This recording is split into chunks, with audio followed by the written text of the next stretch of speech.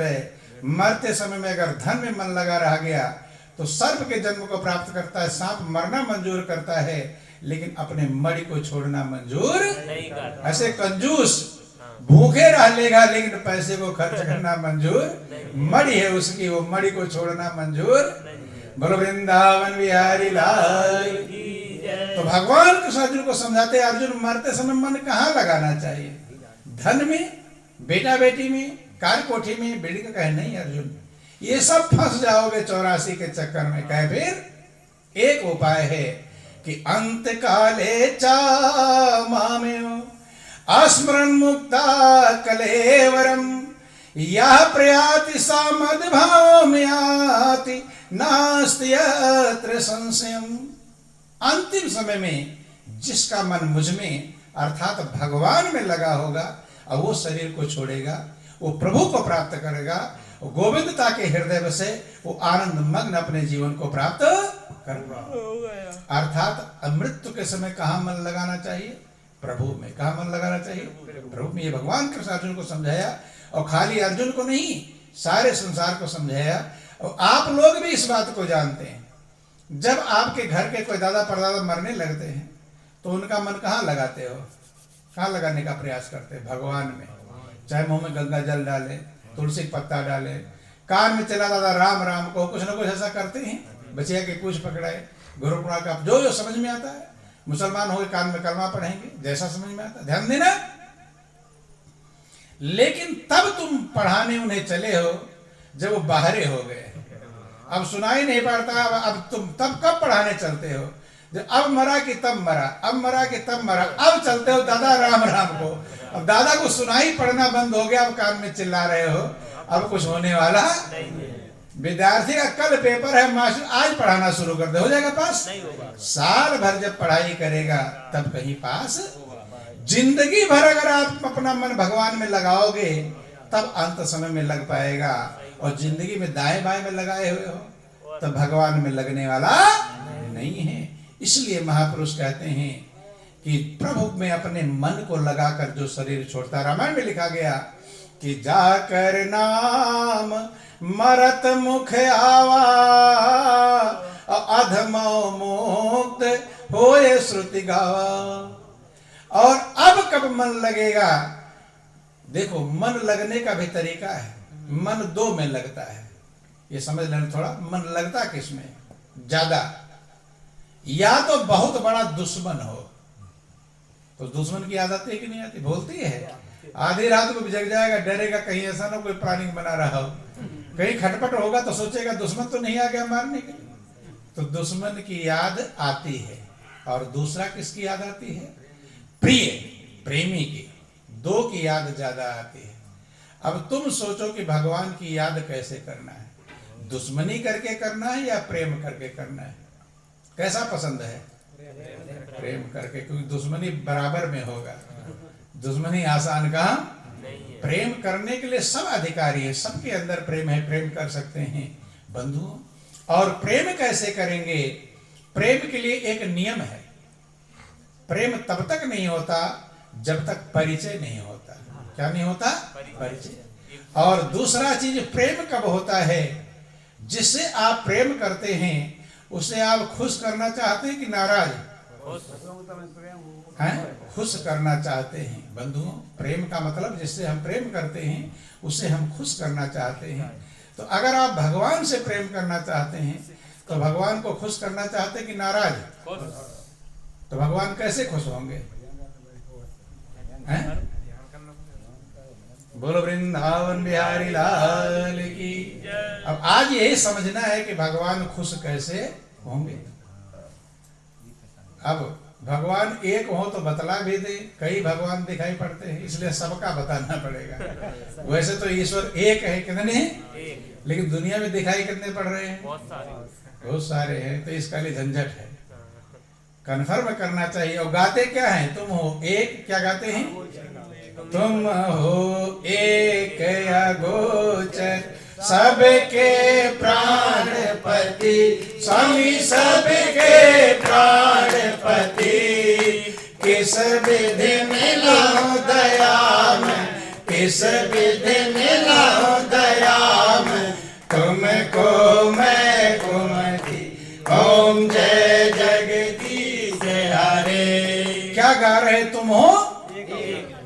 और सजे हुए कितने हैं?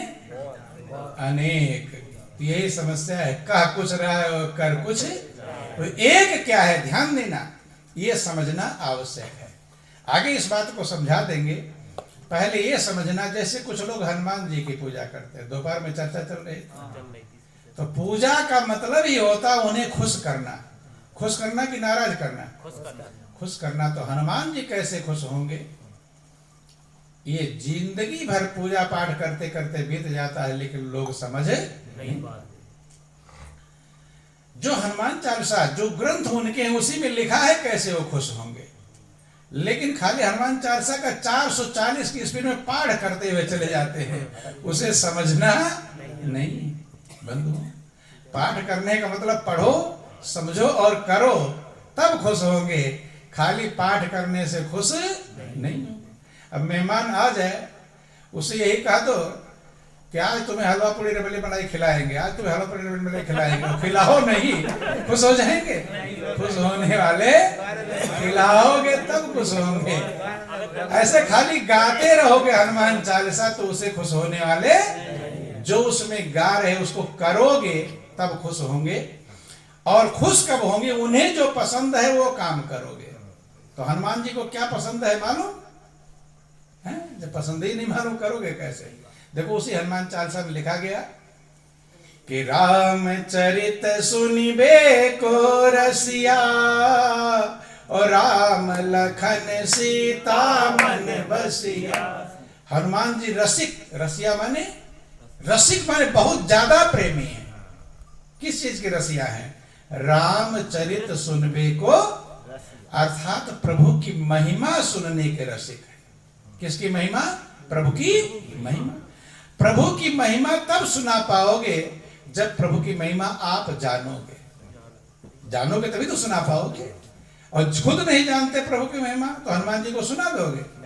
और उसी के वो रसिक हैं, ज्यादा प्रेमी हैं, प्रभु की महिमा के रसिक हैं। और प्रभु की महिमा तब आप सुना पाओगे जब आप उसे जानोगे। क्या करोगे? जानोगे। भाई किसी चीज का आपको मिठास मिलेगी तभी तो बता पाओगे मीठा है, खट्टा है, नमकीन है। और खुद ही नहीं अनुभव किया तो दूसरे को बता पाओगे। ऐसे पहले आपको प्रभु की महिमा समझना पड़ेगा, तब हनुमान जी को उसे बता पाओगे। और जब प्रभु की महिमा आप बताएंगे, सुनाएंगे, तब हनुमान जी प्रसन्न होंगे। लेकिन पहले प्रभु की महिमा खुद जाननी पड़ेगी कि प्रभु की महिमा क्या है, प्रभु की कृपा क्या है, प्रभु की महानता क्या है। और प्रभु की महिमा जानने के लिए समझना, भोजन की महिमा समझने के लिए कैसे समझोगे भोजन अच्छा है? खाकर ही तो समझोगे, और खाओ नहीं उसकी महिमा समझ जाओगे। ऐसे प्रभु की महिमा को समझने के लिए प्रभु का अनुभव करना पड़ेगा। क्या करना पड़ेगा? अनुभव। जब प्रभु का अनुभव अपने अंदर में करेंगे तब आपको प्रभु की महिमा समझ में आएगी। प्रभु कितने महान हैं, कितनी मिठास है प्रभु में, कितना आनंद है प्रभु में, कितनी शांति है प्रभु में, कितना सुख है प्रभु में। ये तब समझ पाएंगे जब आप उसका अनुभव करेंगे। और अनुभव कैसे करेंगे? भगवान का अनुभव कैसे होगा? योग साधना से। बोलो वृंदावन बिहारी लाल।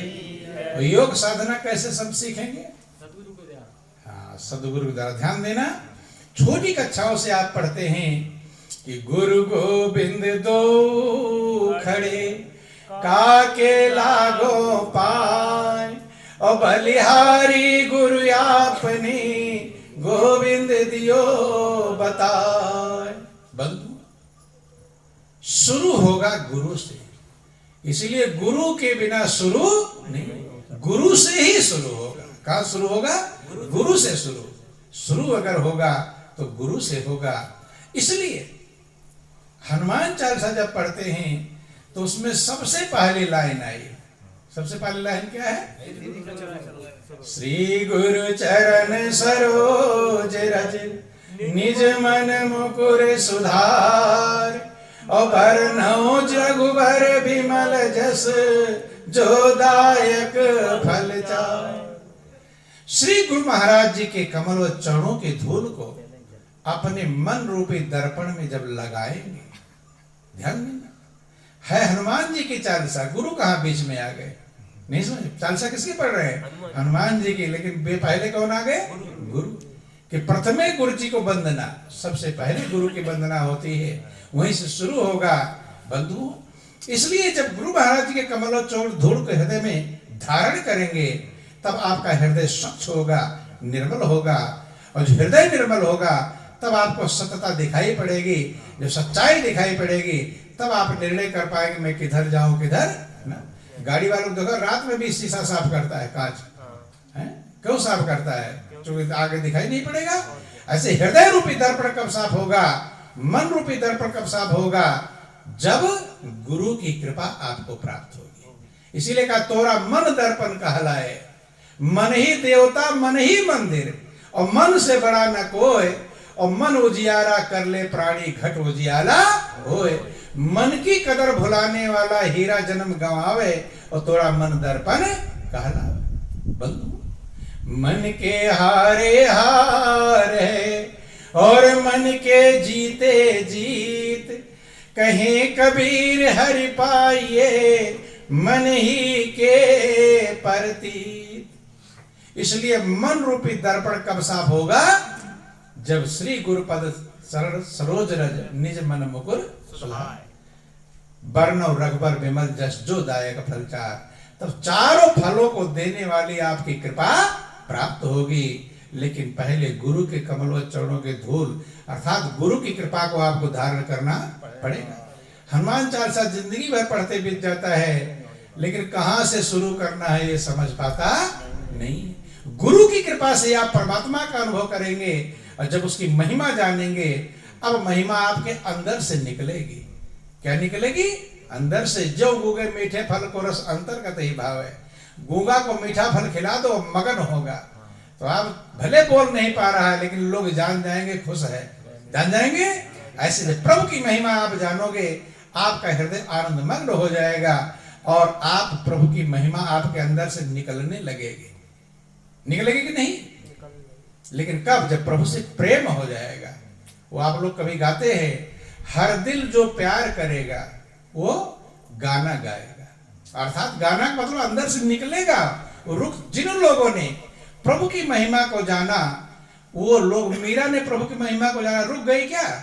गली गली जाकर कि ऐसी लागी लगन मीरा हो गई मगन, ऐसी लागी लगन मीरा हो गई मगन। वो तो गली गली प्रभु गुण गाने लगी, वो तो गली गली प्रभु गुण गाने लगी। जो महल में पली बन के जोगन चली, जो महल में पली बन के जोगन चली। मीरा प्रभु जी की महिमा सुनाने लगी, मीरा प्रभु जी की महिमा सुनाने लगी। ऐसी लागी लगन मीरा हो गई मगन, ऐसी लागी लगन मीरा हो गई मगन। वो तो गली गली हरि गुण गाने लगी, वो तो गली गली हरि गुण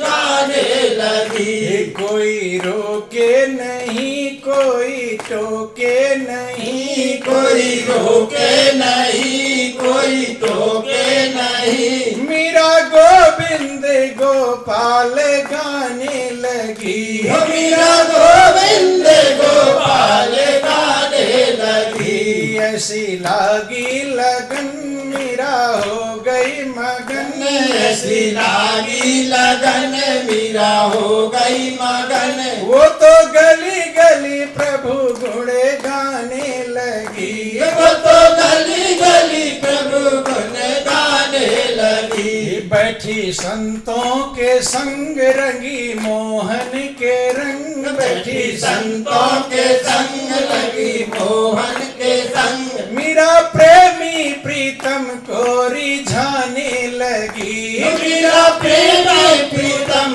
को रिझाने लगी। ऐसी लागी लगन मीरा हो गई मगन, ऐसी लागी लगन मीरा हो गई मगन, वो तो गली गली हरि गुण गाने लगी, वो तो गली गली हरि गुण गाने लगी। मीरा कब मगन हुई? जब प्रभु से उसकी लगन लग गई। अब प्रभु से लगन कब लगी? जब राम रतन धन पाए। बात नहीं करेंगे, ध्यान देना। बोलो वृंदावन बिहारी लाल की जय। मगन तो तभी होगा जब कुछ मिलेगा। भाई आप अच्छा अच्छा व्यंजन खाओगे तभी तो एकदम आकर करके आढ़ते हुए चलते हो, और रद्दी बद्दी होगा तो चेहरा खराब हो जाता है, जैसा खाओगे वैसा बन जाता है चेहरा। अच्छा अच्छा खाओगे तो चेहरा अलग बन जाएगा, और खराब किसी दिन खाना लग जाए तब खाते समय चेहरा बिगड़ जाता है कि नहीं? कभी कभी तो कुछ लोग थाली ही पटक देते हैं, पटकते ही नहीं। बोलो वृंदावन बिहारी लाल की, उमापति महादेव की। तो मीरा मगन कब हुई?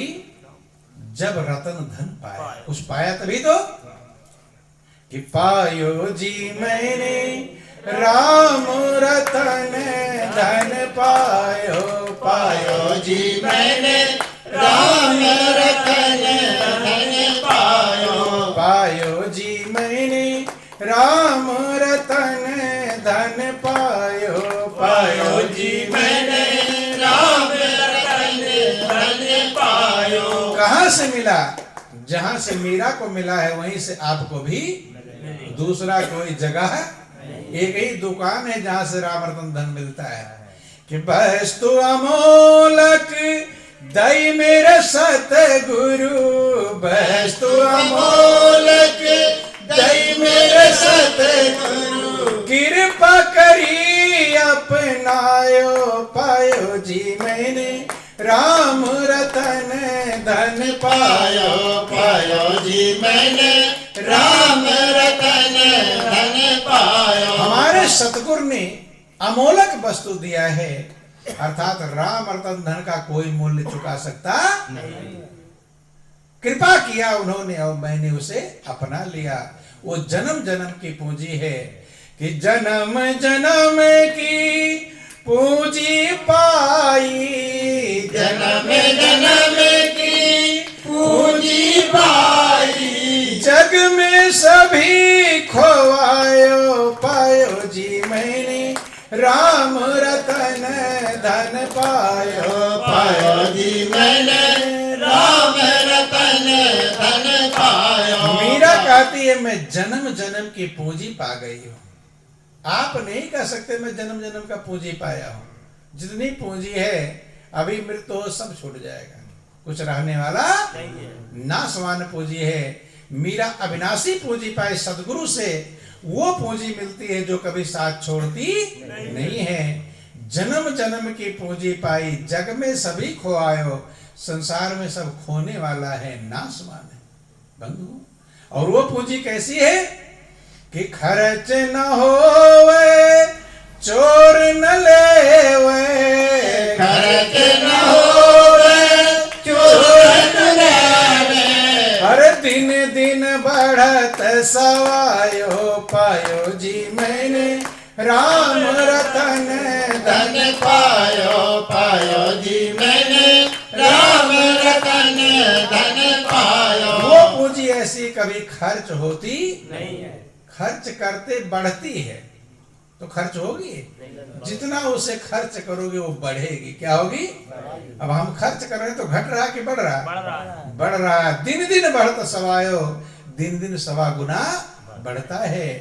कि सत्य की नाव खेवटिया सतगुरु, सत्य की नाव खेवटिया सतगुरु, हाँ सत्य की नाव खेवटिया सतगुरु, सत्य की नाव खेवटिया सतगुरु, भव सागर तरी आयो, पायो जी मैंने राम रतन धन पायो, पायो जी मैंने राम रतन धन पायो। मीरा कहती है मुझे सत्य की नैया मिल गई है। सत्य की नैया पर सवार होकर आप उस पार हो पाएंगे, दूसरी कोई नैया पार नहीं। सत्य की नैया पार उतर जाती है और झूठ की नैया डूब जाती है। और सत्य की नैया मिलेगी सतगुरु से, बिना सतगुरु की वो नैया मिलने वाली। दुनिया में झूठ की नैया है, इसलिए डूब ही रहे हैं। इसलिए सतगुरु के पास जा करके सत्य की नैया प्राप्त, सत्य की नाव और खेवटिया सतगुरु, और उसको खेने वाले मल्लाह सतगुरु। भव सागर तरी आयो, मैं भव सागर तर आई हूं। ये नहीं कि मरोगे तो भव सागर पार होंगे। ध्यान जरा तो लोग यही जानते हैं कि मरोगे तो भव सागर पार होंगे। मरने पर कुछ नहीं, जीते जी है तो आगे भी होगा। अब कोई कहेगा कि 4 लाख तो मुझे दे दो, मर जाओगे तो तुम्हें पहुंचा दूंगा, तो दे दोगे? मरने के बाद का भरोसा नहीं करोगे। और जो लोग कहते हैं मरने पर भवसागर पार है, उसका भरोसा करना चाहिए। मीरा कहती है सत्य की नाव खेवटिया सतगुरु, भवसागर तरी आयो, भवसागर पार हो आए हो। ये मरने पर इंतजार करना नहीं है।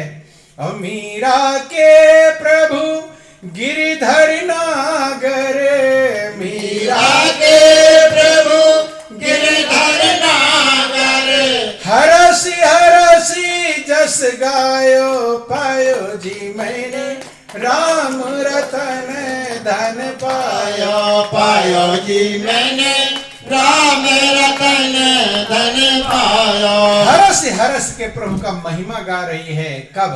जब महिमा को अपने अंदर अनुभव कर लिया। अगर आप भी हनुमान जी को प्रसन्न करना चाहते हैं तो अपने अंदर में प्रभु की महिमा का अनुभव करना पड़ेगा। अनुभव करेंगे तब आपके अंदर से महिमा निकलेगी और तब हनुमान जी प्रसन्न होंगे। ये नहीं कि हनुमान चाचा लेगा लड्डू खाने को रसिया, लिखा गया रसिया किसके हैं? रामचरित सुनवे को रसिया, और राम लखन सीता मन रसिया। अर्थात प्रभु को आप अपने हृदय में बसा लो। क्या कर लो? बसा लो। हनुमान जी ने कहीं सीना फाड़ कर आपको दिखाया, राम लक्ष्मण सीता, अर्थात भगवान हृदय में है। क्या बताया? भगवान हृदय में है, यही तो समझाया। समझाने पर लोग उनकी बात मान गए होते, क्योंकि महापुरुष जब समझाते हैं ना तो लोग उनकी बात पर विश्वास नहीं करते। अगर हनुमान जी की बात पर लोग विश्वास कर लिए होते तो सीना फाड़ने की जरूरत पड़ती है? नहीं पड़ती, वैसे समझ जाते हैं। लेकिन भरोसा नहीं किया, प्रमाण देने के लिए उन्होंने फाड़ा, और दूसरे का नहीं फाड़ा, अपना फाड़ा। दूसरे का सीना फाड़ा और लड़ाई हो जाती, क्यों मेरा फाड़ दिया? नहीं समझ में। बोलो वृंदावन बिहारी लाल की। इसलिए अपना फाड़ा, खुद कष्ट उठाया कि जैसे मेरे हृदय में प्रभु हैं ऐसे तुम्हारे हृदय में भी प्रभु हैं। लेकिन हनुमान को पूजा करने वाले बात मानते हैं? हृदय में ढूंढते कि बाहर भटकते हैं? हनुमान जी कह रहे हृदय में ढूंढो, और भटक कहाँ रहे? कहाँ कहाँ चढ़ते चले जाते हैं। ये भूल बोलो वृंदावन बिहारी लाल की जय। जो महापुरुष इशारा जो हनुमान कहते हैं उस बात को करोगे नहीं तो हनुमान जी कभी प्रसन्न होने वाले। जब अपने हृदय में प्रभु को ढूंढोगे, और सब 7 वेद पुराण यही कह रहे हैं, रामायण भी यही कह रहा है कि भगवान हृदय में। कहाँ है? हृदय में। रामायण को पढ़ने वाले रात दिन रामायण पढ़ते रहते, मुखाग्र याद कर लेते हैं और अकड़ कर चलते हैं। 4 चौपाइयां दोहे याद हो गए रामायण के तो तुलसीदास के बाप बनकर घूमने लगते हैं। बोलो वृंदावन बिहारी लाल की। तुलसीदास को शायद इतना अहंकार नहीं होगा जिन्होंने रामचरितमानस लिखा, लेकिन 4 चौपाइयां दोहे याद करने वाले अकड़ कर चलते रहे। तुम क्या लोगोगे मेरे सामने? मुझे तो पूरा रामायण मुखाग्र है। और 4 वाहवाही करने भी होता है, इनको तो पूरा रामायण मुखाग्र है। क्या है? लेकिन रामायण क्या कह रहा है इस बात को कभी समझ पाए? मुखाग्र याद करने से क्या हो गया? हलवा पूरी रबड़ी बढ़ाई जुबानी जुबानी बगते रहो, मिठास मिलेगी?